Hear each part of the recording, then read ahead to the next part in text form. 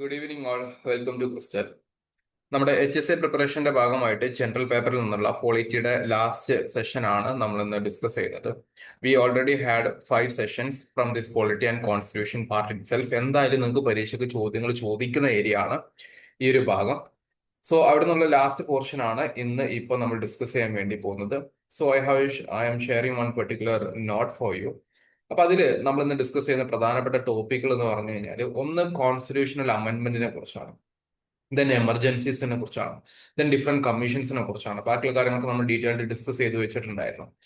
Okay, അപ്പൊ constitutional amendment എന്ന് പറയുന്ന ഒരു കാര്യമാണ് നമ്മൾ ഇനി ഡിസ്കസ് ചെയ്യാൻ വേണ്ടി പോകുന്നത്. So starting with what is this constitutional amendment? എന്താണ് ഒരു വാക്കുകൊണ്ട് അർത്ഥമാക്കുന്നത്? കോൺസ്റ്റിറ്റ്യൂഷണൽ അമെന്റ്മെന്റ് എന്ന് പറഞ്ഞാൽ ഇത്രയേ ഉള്ളൂ. നമ്മുടെ കോൺസ്റ്റിറ്റ്യൂഷനിൽ എന്തെങ്കിലും മാറ്റങ്ങൾ, അമെന്റ്മെന്റ് എന്നുകൊണ്ട് ഉദ്ദേശിക്കുന്നത് മാറ്റങ്ങൾ എന്നാണ്, അല്ലെങ്കിൽ മോഡിഫിക്കേഷൻ ഓർ ചേഞ്ചസ്, അതിനെയാണ് കോൺസ്റ്റിറ്റ്യൂഷണൽ അമെന്റ്മെന്റ് എന്ന് പറയുന്നത്. ഓക്കെ, സോ കോൺസ്റ്റിറ്റ്യൂഷണൽ അമെന്റ്മെന്റ് എന്ന് പറഞ്ഞാൽ കോൺസ്റ്റിറ്റ്യൂഷനിൽ വരുന്ന ഒരു മാറ്റങ്ങളാണ്. അപ്പൊ അത് ഈ മാറ്റങ്ങൾ വരുത്തേണ്ട സാഹചര്യങ്ങൾ പലപ്പോഴും കോൺസ്റ്റിറ്റ്യൂഷനെ ഇന്റർപ്രിറ്റ് ചെയ്യുന്ന സമയത്ത് വരും. ഓക്കെ, അപ്പൊ അതിനെ എങ്ങനെയൊക്കെ മാറ്റാൻ പറ്റും? ഒറ്റയടിക്ക് മാറ്റാൻ പറ്റുമോ? ഇല്ല. നമ്മൾ ഫസ്റ്റ് ക്ലാസ്സിൽ salient features of Indian constitution പറഞ്ഞപ്പോ Indian constitution is a blend of flexibility and rigidity എന്ന് പറയുന്ന ഒരു കാര്യത്തെ കുറിച്ച് പറഞ്ഞിട്ടുണ്ടായിരുന്നു. എന്ന പോലെ നമ്മൾ ആ ടോപ്പിക് ഒന്ന് മനസ്സിലാക്കേണ്ടിയിരിക്കുന്നു എന്ന് ചുരുക്കം. ഓക്കെ, സോ കോൺസ്റ്റിറ്റ്യൂഷണൽ അമെന്റ്മെന്റ് എന്ന് പറഞ്ഞാൽ it's a formal change or addition to constitution of India. It's a tool to adapt constitution. Okay, നിങ്ങൾ ചില കാര്യങ്ങൾ കൃത്യമായിട്ട് മനസ്സിലാക്കി വെക്കുക. ഞാനൊരു ഇന്ററാക്റ്റീവ് മോഡലിലോട്ട് പോവുകയും ചെയ്യും. It's a tool to adapt the constitution to changing socio political and economic needs. നമ്മുടെ സോഷ്യോ പൊളിറ്റിക്കൽ ആയിട്ടുള്ള എക്കണോമിക്, എനിക്ക് അതിന്റെ നീഡ് ആവട്ടെ, രാജ്യത്ത് ഇപ്പോൾ കോൺസ്റ്റിറ്റ്യൂഷനിൽ ആ ഒരു പാർട്ടിൽ മാറ്റം വരുത്തണം എന്ന് തോന്നി, അങ്ങനെ വരുത്തുന്ന സാഹചര്യമാണ് കോൺസ്റ്റിറ്റ്യൂഷൻ അമെന്റ്മെന്റ് എന്ന് പറയുന്നത്. And that is going to be dealt in the constitution itself in the article 368. Article 368 തന്നെ പറയുന്നുണ്ട് എങ്ങനെയായിരിക്കണം നിങ്ങൾ കോൺസ്റ്റിറ്റ്യൂഷനിൽ വല്ല മാറ്റങ്ങൾ വരുത്തുകയാണെങ്കിൽ പാലിക്കേണ്ട ചില കാര്യങ്ങൾ എന്നുള്ളതിനെ കുറിച്ച് പറയുന്നുണ്ട്. ഓക്കെ, അപ്പൊ ആ രീതിയിൽ വളരെ ബേസിക് ആയിട്ട് കുറച്ച് കാര്യങ്ങൾ ഒന്ന് അറിഞ്ഞിരിക്കാം. Fine. So Article 368 of Indian Constitution deals with the power of Parliament to amend the Constitution and procedure to follow. ഇവിടെ കൃത്യമായിട്ട് ശ്രദ്ധിക്കേണ്ട കാര്യം പവർ ഓഫ് പാർലമെന്റ് ആണ്. നിങ്ങളുടെ പരീക്ഷയ്ക്ക് എങ്ങാനും ഒരു സ്റ്റേറ്റ്മെന്റ് വൈസ് ക്വസ്റ്റൻ എങ്ങനെ ചോദിക്കുകയാണെങ്കിൽ പൊതുവെ സ്റ്റേറ്റ്മെന്റ് വൈസ് ക്വസ്റ്റൻസ് വരാറില്ല. State legislature can initiate the constitutional amendment എന്ന് പറഞ്ഞു കഴിഞ്ഞാൽ തെറ്റാണ്. Only parliament can do. അതാണ് ബേസിക് ആയിട്ട് മനസ്സിലാക്കി വെക്കേണ്ടത്. ഓക്കെ, അപ്പൊ അത് ആർട്ടിക്കിൾ 368 പറയുന്നുണ്ട് എങ്ങനെയാണ് കോൺസ്റ്റിറ്റ്യൂഷനെ നമുക്ക് അമെന്റ് ചെയ്യാൻ പറ്റുക, അതിന്റെ പാർലമെന്റിന്റെ പവർ എന്ത്, ആ പ്രൊസീജിയർ എന്ത്, ഈ കാര്യങ്ങൾ പറയുന്ന ഒന്നാണിത് article 368.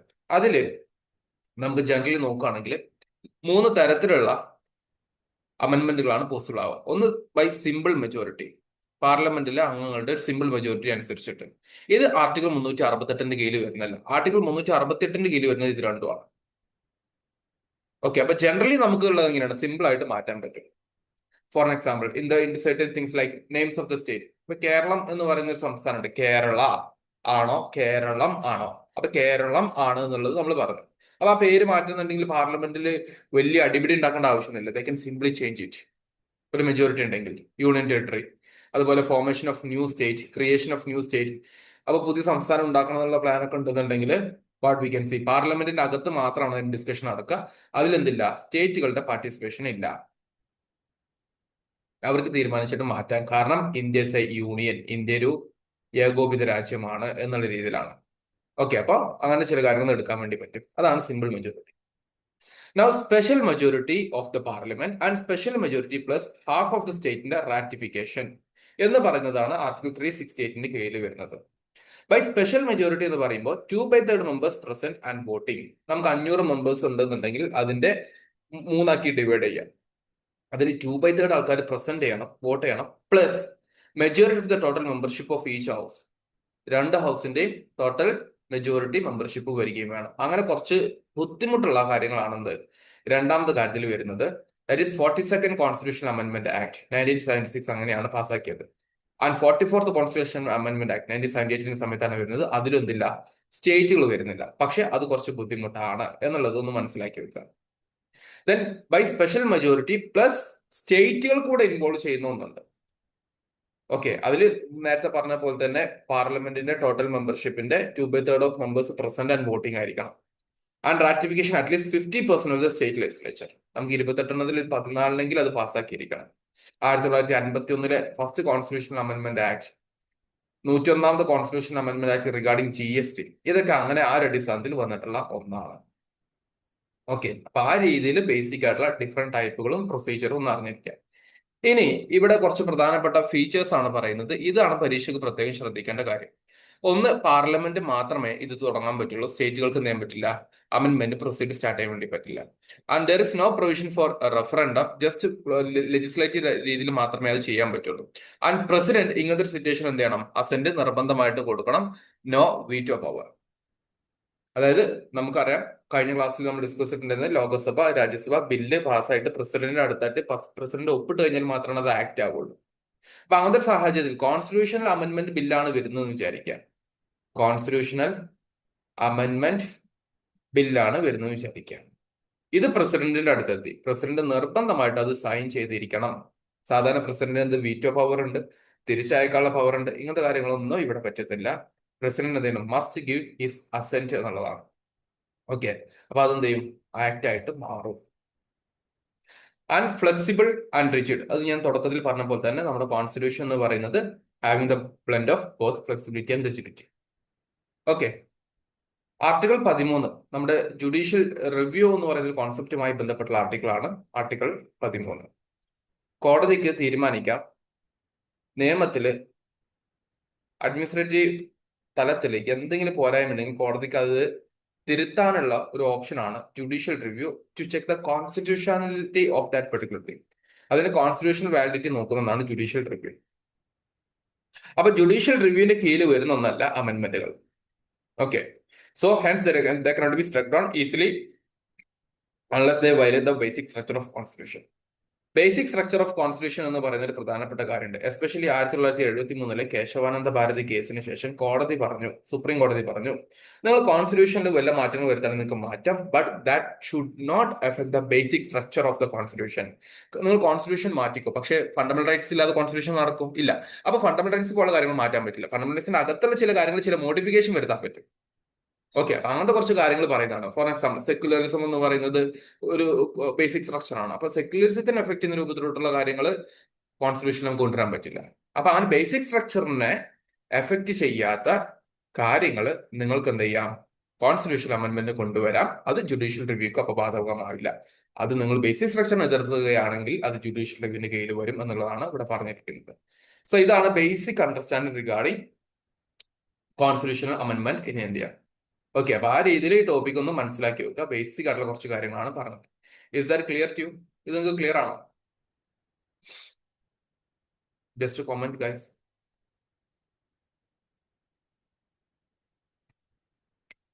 Yes, if that is fine, നമ്മൾ ഇനി അടുത്തൊരു സബ് ടോപ്പിക്കിലോട്ടാണ് പോകുന്നത്. Types of emergencies in India.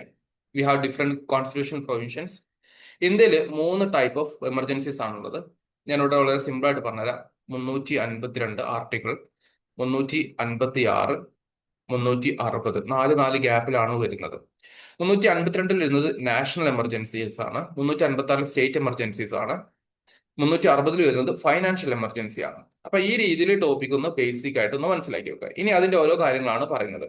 നമുക്ക് നാഷണൽ എമർജൻസി വരുന്നത് ആർട്ടിക്കിൾ 352 കീഴിലാണ്. അതിന്റെ പ്രത്യേക സാഹചര്യങ്ങൾ എങ്ങനെയാണ്? ഒരു യുദ്ധമുണ്ടായി, എക്സ്റ്റേണൽ അഗ്രഷൻ ഉണ്ടായി, ഒരു ആംഡ് റിബിലിയൻ ഇന്ത്യയുടെ അകത്തുണ്ടായി. ഇങ്ങനത്തെ സാഹചര്യത്തിൽ പ്രസിഡന്റിന് ഇന്ത്യ നാഷണൽ എമർജൻസി പ്രഖ്യാപിച്ചിരിക്കുന്നു എന്ന് പറഞ്ഞിട്ട് പ്രസിഡന്റ് അത് പ്രൊക്ലെയിം ചെയ്യാം. അത് ചെയ്യുക യൂണിയൻ ക്യാബിനറ്റിന്റെ അഡ്വൈസിന്റെ അടിസ്ഥാനത്തിലാണ്. And that should be in return form. നമ്മൾ പണ്ട് ഇന്ദിരാഗാന്ധി ഫക്രുദ്ദീൻ അലി അഹമ്മദിനോട് പറഞ്ഞിട്ട് ചെയ്യിപ്പിച്ചതാണ്. അത് പറ്റില്ല, എഴുതിക്കൊണ്ട് തന്നെ വേണമെന്ന രീതിയിൽ പറയുന്ന ഒന്നാണ് അത് നാഷണൽ എമർജൻസി വരുന്നത്. That can be imposed over the entire country or part of the country. ഇപ്പോൾ ഇന്ത്യ പാകിസ്ഥാൻ വാർ നടക്കുന്ന സമയത്ത് വേണമെങ്കിൽ ഇന്ത്യ മൊത്തത്തിൽ പറയാം, അല്ലെങ്കിൽ ഇന്ത്യയുടെ നോർത്ത് വെസ്റ്റേൺ റീജിയനിൽ മാത്രം പറയാം. 1 മാസത്തേക്കാണ് ആദ്യം നാഷണൽ എമർജൻസി പ്രഖ്യാപിക്കുക. അതിന് പാർലമെന്റ് അപ്രൂവൽ കിട്ടിക്കഴിഞ്ഞാൽ നമുക്ക് എന്ത് ചെയ്യാം, അത് നീട്ടിക്കൊണ്ടുപോകാം. ഓരോ 6 മാസം കഴിയുമ്പോൾ അത് റിന്യൂ ചെയ്യണം. അതിന് മാക്സിമം ലിമിറ്റ് പറഞ്ഞിട്ടില്ല. ഇതെന്താ സെൻട്രൽ സ്റ്റേറ്റിനെ ബാധിക്കും. അപ്പൊ സെൻട്രൽ പറയുന്ന കാര്യങ്ങളായിരിക്കണം സ്റ്റേറ്റ് പിന്നെ ഫുള്ള് കേൾക്കേണ്ടത്. കാരണം എന്താ വെച്ചാൽ ആ സമയത്ത് എക്സ്ട്രാ ഓർഡിനറി ആയിട്ടുള്ള സിറ്റുവേഷൻ വന്നു കഴിഞ്ഞതാണ്. So states will come under direct control of the union. അപ്പോൾ സെൻട്രൽ ഗവൺമെന്റ് പറയുന്ന കാര്യങ്ങൾ നമ്മൾ കേട്ടിരിക്കണം എന്നുള്ളതാണ്. ഇത് ഫണ്ടമെന്റൽ റൈറ്റ്സിനെയും ബാധിക്കും. അതിൽ ആർട്ടിക്കിൾ 19 എന്ന് പറയുന്ന റൈറ്റ് ടു ഫ്രീഡം ഉണ്ടല്ലോ, അത് ഓട്ടോമാറ്റിക്കലി സസ്പെൻഡ് ആകും. Okay, in case of war external അഗ്രഷന്റെ സമയത്ത് അത് ഓട്ടോമാറ്റിക്കലി സപ്രസ്ഡ് ആവും. ആ സമയത്ത് നമ്മൾ സോഷ്യൽ മീഡിയയിൽ പോസ്റ്റ് ഇട്ട് കഴിഞ്ഞാലൊക്കെ പ്രശ്നമാവും. ഓക്കെ, ബാക്കിയുള്ളത് ആർട്ടിക്കിൾ 350 അടിസ്ഥാനത്തിൽ വയലേറ്റ് ചെയ്യപ്പെടും, എക്സെപ്റ്റ് ആർട്ടിക്കിൾ 20 and 21. അത് ഉപയോഗിച്ചിട്ടുള്ള ചില സിറ്റുവേഷൻസ് ആണ് 1962 ഇന്ത്യ ചൈന വാർ, 1971 ഇന്ത്യ പാക് വാർ, 1975 ഇന്റേണൽ എമർജൻസി അണ്ടർ ഇന്ദിരാഗാന്ധി. അപ്പൊ നമ്മൾ ഒരിക്കലും വിചാരിക്കരുത് ഇതാണ് ഫസ്റ്റ് എന്നുള്ളത്. അതിന് മുന്നേ ചൈന പാക് വാറിലൊക്കെ നമ്മളത് നടപ്പിലാക്കിയിട്ടുണ്ട്. ആ രീതിയിൽ ഈ ടോപ്പിക്കിനെ ഒന്ന് മനസ്സിലാക്കി വെക്കുക. ക്ലിയർ ആണോ? ഇത്രയേ ഉള്ളൂ. National emergency article 352. എല്ലാ എമർജൻസിയും പ്രൊക്ലെയിം ചെയ്യുന്നത് പ്രസിഡന്റ് ആണ്. അത് യൂണിയൻ ക്യാബിനറ്റിന്റെ അഡ്വൈസിന്റെ അടിസ്ഥാനത്തിൽ റിട്ടേൺ ഫോമിൽ കിട്ടിക്കഴിഞ്ഞാൽ മാത്രമേ നടപ്പിലാക്കുള്ളൂ. അത് ആദ്യം 1 മാസത്തേക്കായിരിക്കും. പിന്നെ പാർലമെന്റിന്റെ അപ്രൂവൽ എപ്പോഴേക്ക് കിട്ടിയിട്ടതിനു ശേഷം 6 മാസം വരെ നീളും. പിന്നീട് ഓരോ 6 മാസം മുമ്പേ എക്സ്റ്റെൻഡ് ചെയ്യും, ആ സാഹചര്യം കൺട്രോൾഡ് ആകുന്ന വരേക്കും. ഓക്കെ, അത് സെൻട്രൽ സ്റ്റേറ്റ് റിലേഷനെ ഫണ്ടമെന്റൽ റൈറ്റിനെയൊക്കെ ബാധിക്കും എന്നുള്ള കാര്യം കൂടി അറിഞ്ഞിരിക്കാം. Now moving forward, second one, president's rule. State emergency എന്ന് വിളിക്കും നമ്മൾ അതിനെ. അല്ലെങ്കിൽ കോൺസ്റ്റിറ്റ്യൂഷണൽ എമർജൻസി എന്ന് വിളിക്കും, ആർട്ടിക്കിൾ 386. അതായത് ഒരു സ്റ്റേറ്റിന്റെ അഡ്മിനിസ്ട്രേറ്റീവ് ഫംഗ്ഷൻ അത് നിലച്ചു പോകുമ്പോൾ, സ്റ്റേറ്റ് ഗവൺമെന്റിനെ ഇനി മുന്നോട്ട് കൊണ്ടുപോകാൻ പറ്റാത്ത ചില സാഹചര്യങ്ങൾ വരുമ്പോൾ കേന്ദ്ര ഗവൺമെന്റ് ഇടപെട്ടിട്ട് പ്രസിഡന്റിനോട് അവിടെ ഭരിക്കാൻ വേണ്ടി പറയുന്നതാണ് പ്രസിഡൻസ് റൂൾ എന്ന് പറയുന്നത്. So the state government is unable to function as per the constitution. അപ്പൊ കോൺസ്റ്റിറ്റ്യൂഷന്റെ ചില കാര്യങ്ങൾ വയലേറ്റ് ചെയ്തിട്ട് ഒരു സ്റ്റേറ്റ് ഭരിക്കാന്ന് വിചാരിക്കാം. ഫോർ എക്സാമ്പിൾ, കേരള ഗവൺമെന്റ് കോൺസ്റ്റിറ്റ്യൂഷന്റെ പ്രധാനപ്പെട്ട മൂല്യങ്ങളൊക്കെ തച്ചുടച്ചുകൊണ്ടുള്ള ഭരണമാണ് നടത്തുന്നതെങ്കിൽ സെൻട്രൽ ഗവൺമെന്റ് ഇടപെടും. ആ രീതിയിലുള്ള കാര്യങ്ങളാണ് മനസ്സിലാക്കി വെക്കേണ്ടത്. ഇത് പ്രസിഡന്റ് തന്നെയാണ് പ്രൊക്ലെയിം ചെയ്യുന്നത് based on the governor report. ഓരോ സ്റ്റേറ്റുകൾക്കും നിങ്ങൾക്കറിയാം ഗവർണർ ഉണ്ടാവും. ഗവർണർക്ക് റിപ്പോർട്ടിന്റെ അടിസ്ഥാനത്തിൽ എന്ത് ചെയ്യും, പ്രസിഡന്റ് ചെയ്യും. അല്ലെങ്കിൽ സ്വന്തമായിട്ടും ചെയ്യാം. അതാണ് സോമോട്ടോ എന്ന് പറയുന്നത്. സ്വന്തമായിട്ട് ഇത് കണ്ടിട്ട് തീർച്ചയായിട്ടും അറിയല്ലോ. അപ്പൊ സോമോട്ടോയിട്ട് സ്വന്തമായിട്ട് തീരുമാനം എടുക്കാനും പറ്റും. ആദ്യം ഒരു 6 മാസത്തേക്കാണ്, പിന്നീട് 3 വർഷം വരെ ഇവർ നീട്ടും. ഓക്കെ, 3 വർഷം വരെ മാക്സിമം നീട്ടാൻ വേണ്ടി പറ്റും. 1 വർഷത്തിന് അപ്പുറത്തോട്ടാണെങ്കിൽ നാഷണൽ എമർജൻസിയുടെ സാഹചര്യം ഉണ്ടാകും. അതായത് നമ്മുടെ ഒരു സ്റ്റേറ്റ് പ്രശ്നം ഉണ്ടായി, അവിടെ പ്രസിഡൻസ് റൂൾ ആയി, ഇപ്പൊ ഒരു 6 മാസമായി. അടുത്ത 6 മാസം വേണോ വേണ്ടെന്നുള്ളത് എന്ത് ചെയ്യും, പാർലമെന്റ് തീരുമാനിക്കും. പാർലമെന്റ് തീരുമാനിച്ചു, ഓക്കെ അടുത്ത 6 മാസം കൂടെ ആ സ്റ്റേറ്റിൽ പ്രസിഡൻസ് റൂൾ വരണം എന്നുള്ളത്. അപ്പൊ 1 വർഷമായല്ലോ. ഇനി 1 വർഷത്തിന് ശേഷം വേണമെന്നുണ്ടെങ്കിൽ അവിടെ എന്ത് നടക്കണം, അവിടെ നല്ല രാജ്യത്ത് ഒരു നാഷണൽ എമർജൻസിയുടെ സിറ്റുവേഷൻ ആകണം. അല്ലെങ്കിൽ എന്ത് ചെയ്യണം, ഈ 1 വർഷത്തിനുള്ളിൽ ആ ഇഷ്യൂ റിസോൾവ് ചെയ്തിരിക്കണം എന്നുള്ളതാണ് ഐഡിയ. എന്നിട്ട് അങ്ങനെ പോവുകയാണെങ്കിൽ തന്നെ മാക്സിമം എത്ര പീരീഡ് മാത്രമാണ്, 3 ഇയേഴ്സ് വരെയാണ് പോകാൻ പറ്റുക. ഇതാണ് ബേസിക് ഐഡിയ. ഓക്കെ, ഇനി ഇതിന്റെ എഫക്ട് എന്താണെന്ന് വെച്ചാൽ സ്റ്റേറ്റ് എക്സിക്യൂട്ടീവ് ഗവൺമെന്റിനെ ഡിസ്മിസ് ചെയ്യും, പ്രസിഡന്റ് എന്തെങ്കിലും കൺട്രോൾ ഫുൾ എടുക്കും. പ്രസിഡന്റിന്റെ ഭാഗമായിട്ട് ഗവർണർ ഭരിക്കും. പ്രസിഡന്റ് അല്ലാതെ വന്നിട്ട് ഭരിക്കല്ലേ ചെയ്യുക, പ്രസിഡന്റിന്റെ റെപ്രസെന്റേറ്റീവ് ആണ് ആര്, ഗവർണർ, അദ്ദേഹം ഭരിക്കും. And state assembly may be dissolve. നമ്മുടെ ലെജിസ്ലേറ്റീവ് അസംബ്ലി ഉണ്ടല്ലോ, അത് വേണമെങ്കിൽ ഡിസോൾവ് ചെയ്യാം, അല്ലെങ്കിൽ അണ്ടർ സസ്പെൻഷൻ ആയിട്ട് വെക്കാം. പക്ഷെ ഫംഗ്ഷൻ ചെയ്യില്ല. ഫംഗ്ഷൻ ആരാണ് പിന്നെ, on behalf of president, governor ആയിരിക്കും ഫംഗ്ഷൻ ചെയ്യുന്നത്. ഇത് പലപ്പോഴും പൊളിറ്റിക്കൽ മിസ്യൂസിന്റെ ഭാഗമായിട്ടൊക്കെ വരാറുണ്ട് കേട്ടോ. SR Bommai case of 1994. SR Bommai കേസിൽ പറഞ്ഞിട്ടുണ്ടായിരുന്ന കാര്യം, ഇങ്ങനെ പ്രസിഡൻസ് റൂൾ വരുന്ന സമയത്ത് that should be not on political bias, ഒരു പൊളിറ്റിക്കൽ മിസ്യൂസിന്റെ ഭാഗമായിട്ട് വരാൻ പാടില്ല എന്ന് പറയുകയും അതിന് കുറച്ച് കണ്ടീഷൻസ് അപ്ലൈ ചെയ്യുകയും ഈവൻ ജുഡീഷ്യൽ റിവ്യൂക്ക് വരെ അത് വിധേയമാകുകയും ചെയ്യും എന്ന് പറഞ്ഞിട്ടുള്ള കേസാണ് എന്ത്, SR ബൊമ്മായി കേസ്. ഓക്കെ, 1994 കോടതിയിൽ ഒരു കേസ് വന്നപ്പോൾ പറഞ്ഞു, അങ്ങനെ തോന്നുന്ന സമയത്ത് പ്രസിഡൻസ് റൂൾ നടത്തിയിട്ട് സ്റ്റേറ്റ് ഗവൺമെന്റിനെ ഭരണം ഡിസ്ട്രപ്റ്റ് ചെയ്യാൻ പാടില്ല. ഇൻസ്റ്റഡ് എന്ത് വേണം, കൃത്യമായിട്ടുള്ള കണ്ടീഷൻസിൽ മാത്രമേ ഇത് ചെയ്യാൻ പാടുള്ളൂ. ആസ് വെൽ ആസ് ഇങ്ങനത്തെ കാര്യങ്ങൾ ജുഡീഷ്യൽ റിവ്യൂക്ക് വിധേയമാകും എന്ന് പറഞ്ഞിട്ടുണ്ട്. Then third one, financial emergency, article 360. Threat to financial stability or credit of India. ഇന്ത്യയുടെ ടോട്ടലോ അല്ലെങ്കിൽ ഏതെങ്കിലും ഒരു ഭാഗത്ത് സാമ്പത്തികപരമായിട്ട് വലിയ ബുദ്ധിമുട്ടുകൾ നടക്കുന്ന ഒരു സാഹചര്യമാണ്. അപ്പൊ ആ സമയത്ത് ഫൈനാൻഷ്യൽ എമർജൻസി പ്രഖ്യാപിക്കാം ബൈ പ്രസിഡന്റ് ഇറ്റ് സെൽഫ്. ഇതുവരെ ആക്ച്വലി ഇങ്ങനത്തെ ഒരു ഫൈനാൻഷ്യൽ എമർജൻസി പ്രൊക്ലെയിം ചെയ്തിട്ടില്ല. So no parliamentary ratification time limit. ഇതിൽ ടൈമും കാര്യങ്ങളൊന്നും പറഞ്ഞിട്ടില്ല. എപ്പോഴാണ് അത് റിസോൾവ് ചെയ്യുന്നത് ആ സമയം വരെ ഇത് കണ്ടിന്യൂ ചെയ്യും എന്നുള്ളതാണ് ഇവിടെ കൊടുത്തിരിക്കുന്ന പോയിന്റ്. എഫക്ട് എന്താണ്, സാലറിയും അലവൻസസും കാര്യങ്ങളൊക്കെ കുറയും. ഇപ്പൊ ഗവൺമെന്റ് ഉദ്യോഗസ്ഥരാണെങ്കിൽ ബേസിക് പേ ഉണ്ടാകും, ഡിയറൻസ് അലവൻസ് ഉണ്ടാവും, PF ഉണ്ടാവും, അങ്ങനെ കുറെ കാര്യങ്ങൾ ഉണ്ടാവും. അങ്ങനെ ഗവൺമെന്റിന്റെ എല്ലാ ഒഫീഷ്യൽസിന്റെയും ഈവൻ ജഡ്ജിമാരുടെയൊക്കെ സാലറി വരെ ആ സമയത്ത് കുറക്കും, ബാക്കിയുള്ള സിറ്റുവേഷൻ കൺട്രോൾ കൊണ്ടുവരാൻ വേണ്ടി. So president can direct the states to follow financial property. Okay, financial ആയിട്ടുള്ള ഡിസിപ്ലിനും കാര്യങ്ങളും കൊണ്ടുവരാൻ വേണ്ടി പറ്റും. ഇതുവരെ ഇന്ത്യയിൽ ഇത് കൊണ്ടുവന്നിട്ടില്ല എന്നുള്ള കാര്യം കൂടി അറിഞ്ഞിരിക്കുക. 0 ടൈംസ് ആണ്. ഇനി 3 കാര്യങ്ങൾ ഒന്ന് ജസ്റ്റ് ഒന്ന് ബ്രീഫ് ആയിട്ട് പറയാം. National emergency, as a said, article 352, war, aggression, armed rebellion കേട്ടോ. 6 മാസമാണ്, നോ ലിമിറ്റ്. 2 ഹൗസ് ഓഫ് പാർലമെന്റും ഇതിനെ അപ്രൂവ് ചെയ്യണം. സ്റ്റേറ്റ് ഗവൺമെന്റിലെല്ലാം എഫക്ട് ചെയ്യും. 3 ടൈംസ് മിനിമം ഇത് നമ്മൾ ഇൻവോക്ക് ചെയ്തിട്ടുണ്ട്. പ്രസിഡൻസ് റൂൾ 356 സമയമാണ്. സ്റ്റേറ്റ് മെഷീനറി ഫെയിലിയർ ആകുന്ന സമയത്താണ് നടപ്പിലാക്കുക. 6 മാസം തുടക്കത്തിൽ, പിന്നെ 3 വർഷം വരെ മാക്സിമം. പാർലമെന്റ് അപ്രൂവ് ചെയ്യണം. സ്റ്റേറ്റ് സ്പെസിഫിക് ആയിട്ടായിരിക്കും ഇത് വരുന്നത്. 100ലേറെ ടൈംസ്, കേരളത്തിൽ തന്നെ 7 തവണ പ്രസിഡൻസ് റൂൾ വന്നിട്ടുണ്ട്. ഫൈനാൻഷ്യൽ എമർജൻസി 360 ആർട്ടിക്കിൾ അടിസ്ഥാനത്തിലാണ് വരുന്നത്. Due to financial instability, unlimited period ആണ് പറഞ്ഞിട്ടുള്ളത്. പാർലമെന്റ് അപ്രൂവൽ കൊടുക്കും, സ്റ്റേറ്റുകൾ അത് എഫക്ട് ചെയ്യും. ഇത് നിലവിൽ ഇതുവരെ യൂസ് ചെയ്തിട്ടില്ല. ഇതാണ് ഇതിന്റെ സമ്മറി. ഇത് നിങ്ങൾക്ക് ഓക്കെ ആണോ? Is that clear to U?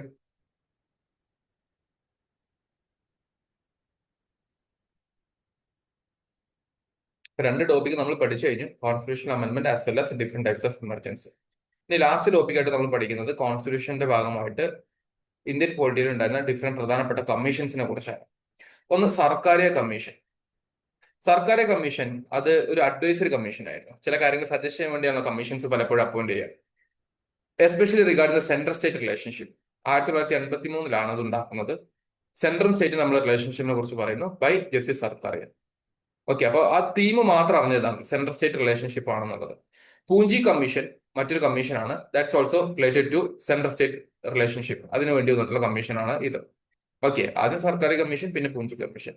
മറ്റേതാണ് Rajamannar committee എന്ന് പറയുന്ന തമിഴ്നാടിന്റെ ഒരു കമ്മിറ്റി വന്നിട്ടുണ്ടായിരുന്നു. സ്റ്റേറ്റുകൾക്ക് കൂടുതൽ ഭരിക്കാനുള്ള ഓട്ടോണമി വേണമെന്ന് പറഞ്ഞിട്ടുണ്ടായിരുന്നതാണ്. പക്ഷെ അത് ഇംപ്ലിമെന്റേഷൻ നടപ്പിലായിട്ടില്ല. പിന്നെ ഫൈനാൻസ് കമ്മീഷൻസ് ഡിഫറെന്റ് തലത്തിൽ വന്നിട്ടുണ്ട്. ഓക്കെ, കോൺസ്റ്റിറ്റ്യൂഷണൽ ആയിട്ടുള്ള ബോഡികളായിട്ട് ഫൈനാൻഷ്യൽ കമ്മീഷൻ 1, 2, 3 പറഞ്ഞിട്ട് പലതും വരുന്നുണ്ട്. പ്രസിഡന്റ് ആണ് കോൺസ്റ്റിറ്റ്യൂഷൻ കമ്മിറ്റി അതുകൊണ്ട് അപ്പോയിന്റ് ചെയ്യുന്നത് എന്നുള്ളതും അറിഞ്ഞിരിക്കുകയാണ്. പിന്നെ ഇന്റർ സ്റ്റേറ്റ് കൗൺസിൽ ഉണ്ട്. സ്റ്റേറ്റുകൾക്ക് ഇടയിൽ ഉണ്ടാകുന്ന ചില പ്രശ്നങ്ങൾ തീർപ്പിലാക്കാൻ വേണ്ടി കോൺസ്റ്റിറ്റ്യൂഷൻ ആയിട്ടുള്ള ഒരു ബോഡി ആയിട്ട് ഇന്റർ സ്റ്റേറ്റ് കമ്മീഷൻ വന്നിട്ടുണ്ട്. പ്രൈം മിനിസ്റ്റർ ആണ് അതിന്റെ ചെയർപേഴ്സൺ ആയിട്ടുള്ളത്. ഓക്കെ, അത് പെർമനന്റ് അല്ല, താൽക്കാലികമായിട്ടുള്ള ഒന്നാണ്. സമഗ്ര കമ്മീഷനാണ് national human right commission, statutory. ഞാനിത് വളരെ പെട്ടെന്ന് പറഞ്ഞു പോകുന്നത് അത്ര ഇമ്പോർട്ടന്റ് അല്ല. നിങ്ങൾ ആ പേര് കമ്മീഷൻ എന്തുമായിട്ട് റിലേറ്റ് ചെയ്യുന്നു എന്നുള്ളതിന്റെ ഒരു ജനറൽ ഐഡിയ മാത്രം ഉണ്ടാക്കിയെടുത്താൽ മതി എന്നുള്ളത് കൊണ്ടാണ് കേട്ടോ. നമുക്ക് ഈ ടേബിൾ ഫുള്ള് പറഞ്ഞിട്ട് നമുക്ക് എന്ത് ചെയ്യാം, ഒന്ന് റിവൈസ് ചെയ്യാം. National human right commission statutory ആണ്. അതായത് കോൺസ്റ്റിറ്റ്യൂഷൻ അല്ല, പക്ഷെ ലീഗൽ ബാക്കപ്പിന്റെ അടിസ്ഥാനത്തിൽ വന്നതാണ്. നോക്കിക്കേ, protection of human rights act of 1993 കീഴിൽ വന്നതാണ് NHRC എന്ന് പറയുന്നത്. ഹ്യൂമൻ റൈറ്റ് വയലേഷൻസിനെ അഡ്രസ് ചെയ്യാൻ വേണ്ടി റിട്ടയർഡ് ചീഫ് ജസ്റ്റിസ് ആയിരിക്കും ഇതിന്റെ ഹെഡ്. ഇത് നിലവിൽ ആക്റ്റീവ് ആണ്. ദെൻ UGC സ്റ്റാറ്റ്യൂട്ടറി ആണ്. UGC ആക്ട് ഓഫ് 1956 കീഴിൽ വരുന്നതാണ്. ഹയർ എഡ്യൂക്കേഷൻ പ്രൊമോട്ട് ചെയ്യുന്നതിന്റെ റെഗുലേറ്റ് ചെയ്യുന്നതിന്റെ ഭാഗമായിട്ടുള്ള ബോഡിയാണ്. Okay, then law commission executive അതോറിറ്റിയാണ്. നീതി ആയോഗ് എക്സിക്യൂട്ടീവ് ആണ്. ഓക്കെ, അത് ജസ്റ്റ് ടെമ്പററി ആണ് ലോ കമ്മീഷൻ എന്ന് പറയുന്നത്. നീതി ആയോഗ് സ്റ്റിൽ 2015 മുതൽക്ക് ഇത് നിലവിലുണ്ട്. പ്രൈം മിനിസ്റ്റർ ആണ് അതിന്റെ ചെയർപേഴ്സൺ വരുന്നത്. ആക്റ്റീവ് ആയിട്ടുള്ള ഒരു ബോഡിയാണ് കേട്ടോ. സോ ഡിയർ സ്റ്റുഡൻസ്, അപ്പൊ നമ്മൾ പറഞ്ഞിരിക്കുന്ന പ്രധാനപ്പെട്ട കമ്മീഷൻസ് ആണ്. സർക്കാരിയ പൂഞ്ചി കമ്മീഷൻസ് എന്താണ്, സെൻട്രൽ സ്റ്റേറ്റ് റിലേഷൻഷിപ്പ് ആണ്. രാജ്മനാർ കമ്മിറ്റി എന്താണ്, തമിഴ്നാട്ടില് വന്നിട്ടുള്ള കമ്മിറ്റിയാണ്. മോർ സ്റ്റേറ്റ് ഓട്ടോണമി വേണം എന്ന് പറഞ്ഞിട്ടുള്ള കമ്മിറ്റിയാണ്. പിന്നെ ഫൈനാൻഷ്യൽ കമ്മിറ്റിയും ഇന്റർ സ്റ്റേറ്റ് കൗൺസിൽ കമ്മിറ്റി ഉണ്ട്. അത് 2 കോൺസ്റ്റിറ്റ്യൂഷണൽ ബോഡീസ് ആണ്. ബാക്കിയൊക്കെ സ്റ്റാറ്റ്യൂട്ടറി ആണ്. NHRC UGC ഒക്കെ സ്റ്റാറ്റ്യൂട്ടറി ആണ്, നിയമപരമായിട്ട് ഉണ്ടാക്കിയിട്ടുള്ള ഒന്നാണ് കേട്ടോ. ഇനി നമുക്ക് കുറച്ച് ക്വസ്റ്റ്യൻസ് ഡിസ്കസ് ചെയ്യാം. ഇവിടെ നോക്കിക്കേ, നിങ്ങൾ എല്ലാവരും ലൈവ് ചാറ്റ് എടുത്തിട്ട് ഇതിന്റെ ആൻസർ ഒന്ന് കമന്റ് ചെയ്യാം. ഞാൻ നിങ്ങൾക്ക് ഓരോ ക്വസ്റ്റിനും 10 സെക്കൻഡ്സ് ടൈം തരുള്ളൂ. ഒന്നാമത്തെ ക്വസ്റ്റ്യൻ ഇതാണ്: the Sarkaria commission was constituted to. പെട്ടെന്ന് 10 സെക്കൻഡ്സ് ടൈം തരുള്ളൂ, പെട്ടെന്ന് ആൻസർ ചെയ്യണം. Yes, times up. എന്താണ് ഉത്തരം വരുന്നത്? Answers C, review central state relationship. രണ്ടാമത്തെ question: which article of Indian constitution provided for the finance commission? Finance കമ്മീഷനെ കോൺസ്റ്റിറ്റ്യൂഷനിൽ എവിടെയാണ് പറയുന്നത്? എന്താ ഡയറക്റ്റ് ക്വസ്റ്റ്യൻസ് ചോദിക്കും കേട്ടോ.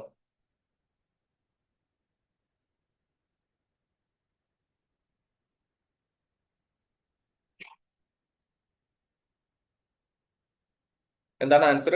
ആൻസർ ഓപ്ഷൻ എ, ആർട്ടിക്കിൾ 280 ആണ് വരുന്നത്. Another question: the inter state council is established under which article of Indian constitution?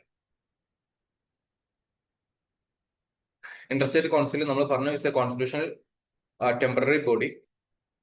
Constitutional ബോഡിയാണ്, പക്ഷെ ടെമ്പററി ആണ്.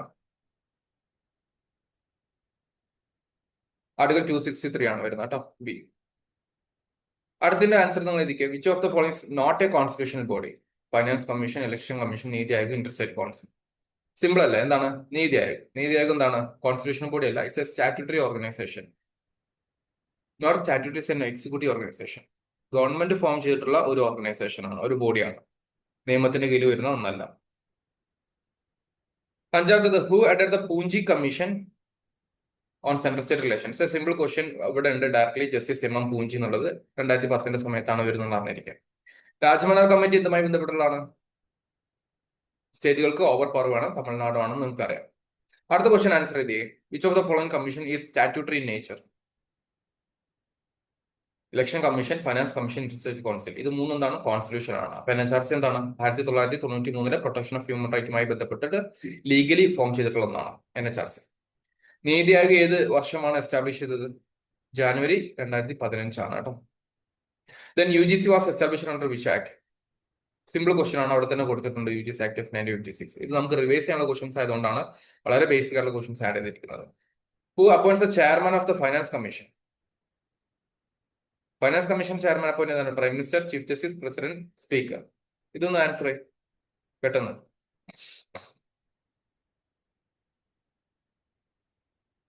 Answer is what? President. President ആണ് ബോഡി അപ്പോയിന്റ് ചെയ്യുന്നത്. കാരണം അത് കോൺസ്റ്റിറ്റ്യൂഷണൽ ബോഡിയാണ്, അതിന്റെ ആൾക്കാരെ അപ്പോയിന്റ് ചെയ്യുന്നത് പ്രസിഡന്റ് ആയിരിക്കും കേട്ടോ. Fine. So this is all about our discussion from this HSL general paper. ഇതോടുകൂടി നമ്മൾ പൊളിറ്റി കോൺസ്റ്റിറ്റ്യൂഷന്റെ എല്ലാ ഭാഗങ്ങളും കഴിഞ്ഞിട്ടുണ്ട്. ബാക്കി ഇനി നമുക്ക് അതർ ടോപ്പിക്സിലോട്ട് വരാം. Okay, so that's all for today. Note നിങ്ങളുടെ ഗ്രൂപ്പിൽ ഷെയർ ചെയ്യാം. Thank U.